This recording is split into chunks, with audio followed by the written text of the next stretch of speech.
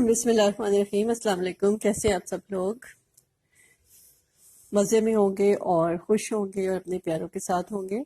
अल्लाह ताला इसी तरह हम सबको अपने हिफ्ज़-ए-ईमान में रखे और सेहतमंद रखे, आमीन। अब इसके साथ मैं शुरू करती हूँ जी। आज की रेसिपी आपको स्क्रीन पे जो चीज़ें नज़र आ रही होंगी, आपको इससे समझ आ गई होगी कि आज क्या बन रहा है। आज ही बन रहे हैं मज़ेदार शाही टुकड़े। शाही टुकड़े का जो ओरिजिन है ये बेसिकली मुग़ल कुज़ीन से आए हैं। मुगलिया दौर की ये डिश है, लेकिन ये इधर इतनी ज़्यादा हमारे इंडिया में और पाकिस्तान में इतनी फेमस और है कि बहुत ही ज़बरदस्त जो है ना ये मीठा डिज़र्ट बन जाता है। इससे अच्छी कोई स्वीट डिश इसके ऊपर मुझे नहीं लगती। कि हर स्वीट डिश का अपना ही एक वैल्यू होती है, लेकिन ये भी बहुत ही ख़ास वैल्यू रखते हैं। तो उसके लिए मैंने जो चीज़ें ली हैं वो मैं आपको बता देती हूँ। आपको नज़र आ रहा होगा कि मैंने दूध ले लिया है जी 2 कप। इसको मैंने अच्छी तरह से पका के गाढ़ा कर लिया था, पहले ही थिक कर लिया था। और खोया लिया है जी 1 पाव। ऑयल हल्का सा एक या 2 टीस्पून लूँगी। और देसी घी में इसको बेसिकली मैं बनाऊंगी। और 3/4 कप जो है चीनी, 3/4 कप चीनी। और हाफ जो है ना, मेरे पास छोटी ब्रेड थी, उसके मैंने एजेस काट लिए हैं, किनारे काट लिए हैं। और साथ मैंने लिया है कुछ बादाम की हवाइयाँ, बादाम को बारीक काट लिया, और सब्ज़ इलायची खुशबू के लिए। अब इधर आप पिस्ता भी ज़रूर ले सकते हैं अगर आपके पास घर में है तो, क्योंकि शाही टुकड़े की जो है गार्निशिंग और टेस्ट के लिए पिस्ता बादाम दोनों ही बहुत ज़रूरी है। तो मेरे पास नहीं था तो मैंने नहीं डाला, लेकिन आपके पास हो तो आप ज़रूर डालिएगा। और इसके साथ ही जो मैंने क्रम्स ब्रेड के उतारे थे, उसका मैंने क्या किया, तो वो जो क्रम्स थे वो मैंने जो है वो सेव कर लिए। और उस क्रम्स के बारे में मैं आपको बताऊंगी कि हमें कोई चीज़ भी ज़ाया नहीं करनी चाहिए। तो ब्रेड को मैंने ट्रायंगल शेप में काट लिया है, एजेस उसके मैंने काट लिए, मैंने आपको बताया था। और अब इनको मैं बताती हूँ कि कैसे मैंने इनको बनाना है। मेरी रेसिपी का नाम है जी लो फैट शाही टुकड़े। तो लो फैट से मुराद है कि मैं इसमें बहुत कम फैट डालूंगी। और जब शाही टुकड़ों का आप इमेज आता है तो होता है कि जी ये बहुत फ्राइड होंगे, लेकिन ये अब मैं आपको बता रही हूँ कि ये जो क्रम्स थे और उसके जो एजेस थे ना, उनको मैंने ड्राई कर लिया। और ड्राई करके मैंने चॉपराइज कर लूँगी और ये क्रम्स बन जाएंगे। और ये आपके लिए कोई भी चीज़ आप फ्राई करें, उसको जब आप कोटिंग करनी होती है क्रम्स की, वो उसमें यूज़ कर सकते हैं। कोफ्ते बना रहे हैं या कबाब या कोई चीज़, कटलेस, उनको जो आप बाइंड करना है तो उसमें भी आप ये क्रम्स डाल सकते हैं। ठीक है, कोई चीज़ हम ज़ाया नहीं करेंगे। ब्रेड के मैं क्रम्स खुद ही घर में बना लिया करती हूँ। और इसके साथ ही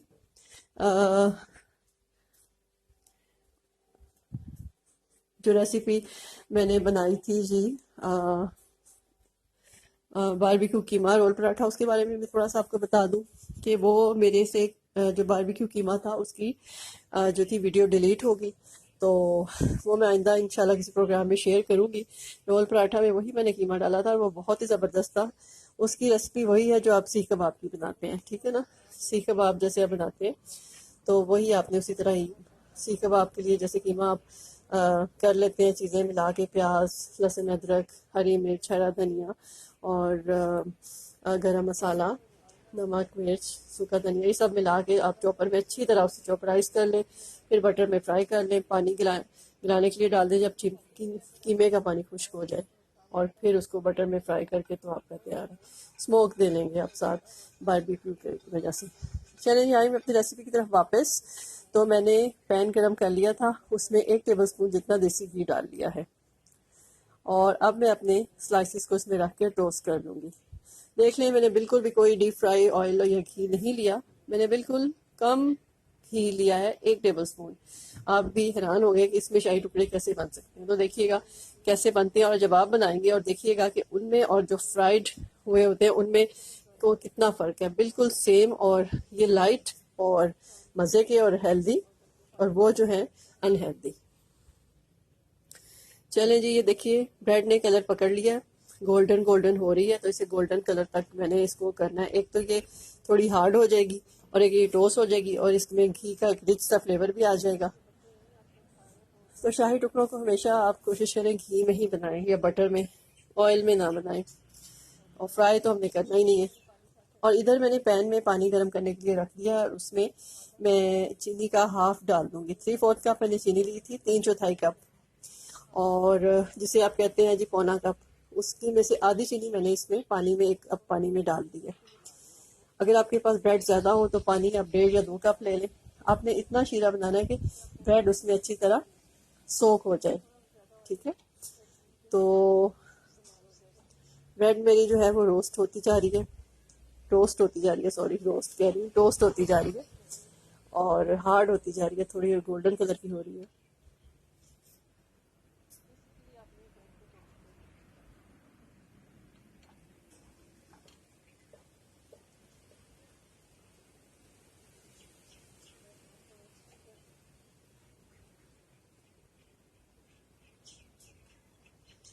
इसी तरह हमें अपने वेरिएशन देनी चाहिए स्वीट डिशेस बनाने में। बच्चे तो इस तरह की स्वीट डिशेस नहीं खाते, वो बेकरी की चीज़ें, केक, पेस्ट्रीज, डोनट्स, इस तरह की चीज़ें पसंद करते हैं, लेकिन हमें तो ये अपने देसी मीठे बहुत पसंद हैं और ये कम ही बनते हैं। तो लेकिन जब बनाएं तो आप इसे खूब एहतमाम से बनाएं और इन्जॉय करें। कभी कभार तो बनाने ही चाहिए, इतना तो मार्जिन होता ही है हमारे पास। तो ये जी ब्रेड मेरी टोस्ट होती जा रही है। अब जो है मैंने इसकी साइड चेंज कर दी है। दूसरी साइड से भी जब ये हो जाएगा तो फिर मैं इसको निकाल के तो दूसरे जो टोस्ट हैं वो डाल दूंगी। खाना जब हम पकाते हैं और इंजॉय करके पकाते हैं तो फिर खाने का टेस्ट भी बहुत अच्छा आता है और हमें भी मज़ा आता है, हम भी बिल्कुल ही बोर होते और थकते। तो खाना बनाने का बेसिक यही असूल है कि आप इसे इंजॉय करके बनाएं और इसमें वेरिएशंस लाएं, खुद भी क्रिएटिविटी करें, कुछ चीज़ें खुद से क्रिएट करें। वो सेम चीज़ें जो हमारी हैं उसी को उस तरह भी बनाएं, लेकिन उसमें थोड़ी बहुत चेंजेस भी करते रहें।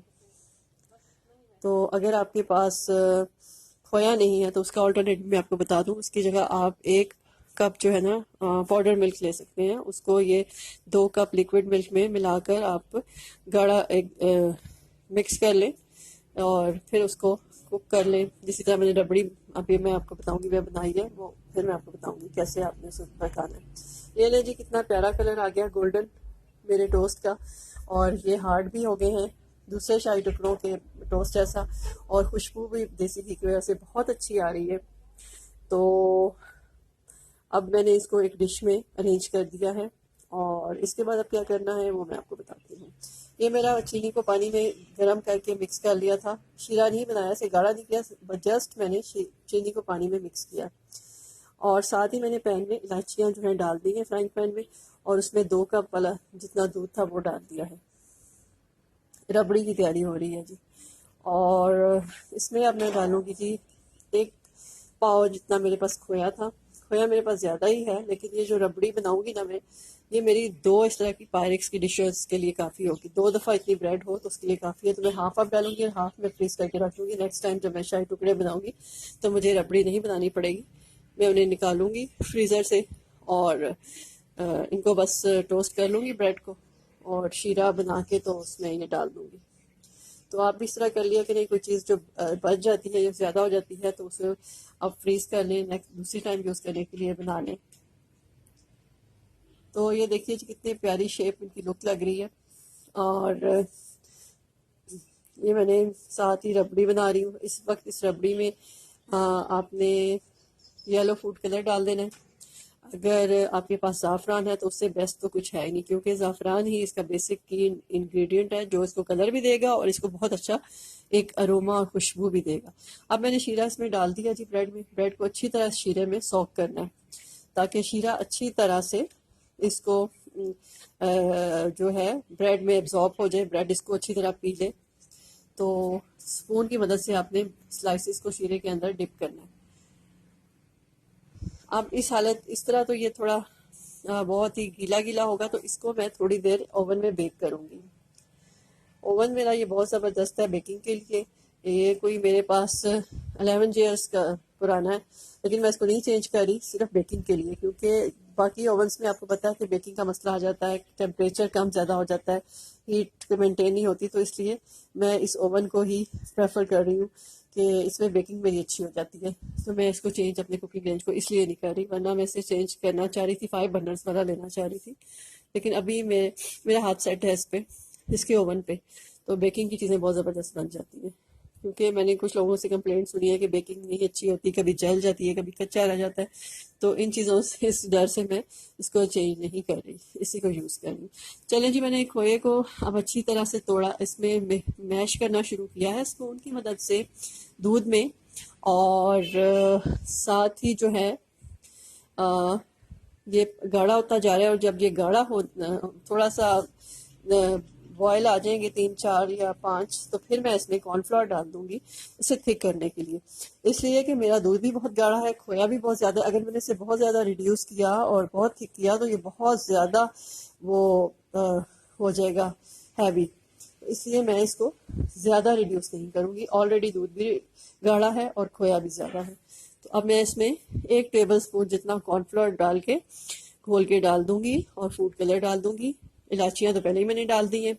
और आपने क्या डालना है जी, इलायचियाँ, ज़ाफ़रान और कॉर्नफ्लोर डाल के इसे गाढ़ा कर लूँगी। थोड़ा सा वेट करूँगी कि ये पक जाए।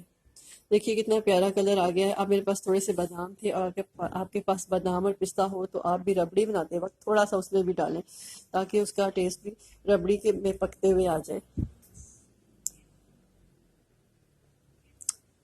तो बहुत ही ज़बरदस्त है जी ये, थिक हो गया है। और अब मेरी रबड़ी मैंने ये रख ली है, साथ गर्म ही है, अभी गरम गरम इसे डालूंगी। और ये मेरे स्लाइसिस की शक्ल है जो मैंने ओवन में थोड़ी देर 5 मिनट्स तक उन्हें बेक किया था। सारा शीरा उसने जज़ब करके ड्राई हो गए और बहुत ही सॉफ्ट हो गए। अब ऊपर मैं रबड़ी डाल दूंगी, तो ये सारी रबड़ी ऊपर बिल्कुल इसके एब्जॉर्ब नहीं होगी, बल्कि ये थोड़ा थोड़ा लिक्विड इसके अंदर रहेगा। शीरा डालने का ये मकसद था कि वो जो है आपका टोस्ट भी उसमें घुल गया, एब्जॉर्ब कर चुका है, और ऊपर से शीरा जो है रबड़ी भी है, वो भी अपनी अच्छी सी लुक देगी। तो रबड़ी को मैं फिर आपको बता रही हूँ कि अगर आपके पास दूध भी गाढ़ा है, खोया भी ज़्यादा है, तो ज़्यादा आप उसको ना पकाएं, थोड़ी देर 5 मिनट पकाएं और कॉर्नफ्लोर से उसको थिक कर लें। तो ये जी मेरा शाही टुकड़े जो हैं तैयार हो गए हैं। और अब इनके ऊपर मैंने जो डालना है वो है पिस्ते और बादाम की हमाइयाँ। तो मेरे पास पिस्ता तो मैंने आपको बताया था नहीं है लेकिन बादाम है, तो मैं इसके ऊपर बादाम डाल दूंगी और डेकोरेट गार्निश कर दूंगी। और अगर आपके पास केवड़ा एसेंस है तो आप वो भी थोड़ा सा डाल सकते हैं। मुझे एसेंसेस वगैरह बेसिकली इतने पसंद नहीं है, मैं उसका खुशबू के लिए सिर्फ इलायची का पाउडर ही डालना पसंद करती हूँ, तो मैंने वही डाला है। लेकिन अगर किसी दावत वगैरह के लिए बना रहे हैं तो आप ज़रूर डाल दें, तो दूर से ही खुशबू ज़्यादा आनी शुरू हो जाती है। चलें जी, ये अब फिनिश टच दे रही हूँ, इस पर गार्निशिंग कर रही हूँ बादाम से। और इसको अब मैं फ्रिज में रख लूँगी ठंडा होने के लिए, और ठंडा करके सर्व करूँगी। अगर सर्दी है तो आप इसको नॉर्मल रूम टेम्परेचर पर रखें, बाहर ही रहने दें, कवर कर दें, और जब सर्व करें गर्मी में उसको ठंडा सर्व करें। तो ये एक हेल्दी और न्यूट्रिटिव डिश थी। लो इसका